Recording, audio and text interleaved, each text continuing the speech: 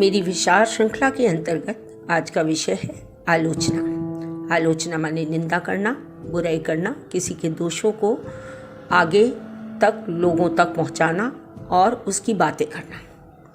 तो देखिए, आलोचना जो है वो एक संज्ञा है, लेकिन इसका प्रयोग ज़्यादातर क्रिया के रूप में किया जाता है। आलोचना अर्थात दोषपूर्ण।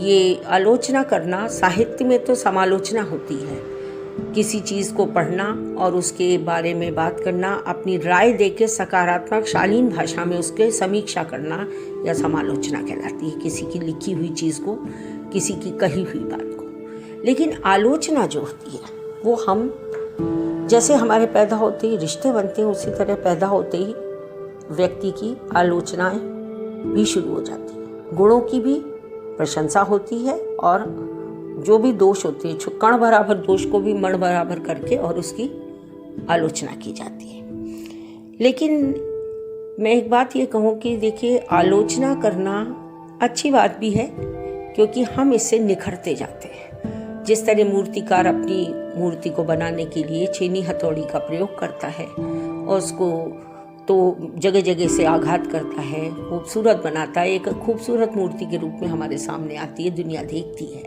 और फिर उसकी प्रशंसा शुरू हो जाती है। तो उसी तरह आलोचनाएं जो है वो किसी भी व्यक्ति के गुणों को अगर सामने उजागर करती हैं तो हमें घबराना नहीं चाहिए, क्योंकि अगर हम दुनिया में हैं, समाज में हैं, तो लोग गुण तो बहुत कम देखते हैं, बुराई पहले फैलती है। बुराई वो बदबू है जो कि दूर तक फैलती है, वो अपने साथ बहुत सालों तक आप उस गलतियों को दोहराते ही रहते हैं लोग, चाहे उस व्यक्ति ने बाद में कोई गलती कभी की ही ना हो। इसलिए हमें आलोचनाओं से घबराना नहीं चाहिए।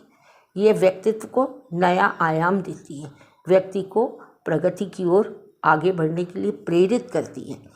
हमें वैसे भी किसी को कमतर आंकना नहीं चाहिए। हर एक व्यक्ति में कोई ना कोई गुण और दोष होते हैं। तो कुछ खास बात होने के लिए, कुछ खास बनने के लिए कुछ बात तो होनी चाहिए, और जब बात होगी तो फिर बुराइयां भी होंगी, आलोचनाएं भी होंगी और निंदा भी होगी।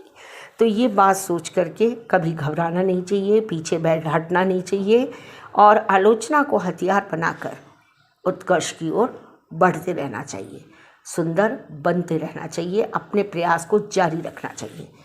तो मैं बार अपनी बात को ख़त्म करने से पहले कबीर दास की इन पंक्तियों को लेना चाहूँगी अपनी बात को समापन करने से पहले। निंदक नियरे राखिए आंगन खुटी छवाए, बिन पानी साबुन बिना निर्मल करे सुभाए।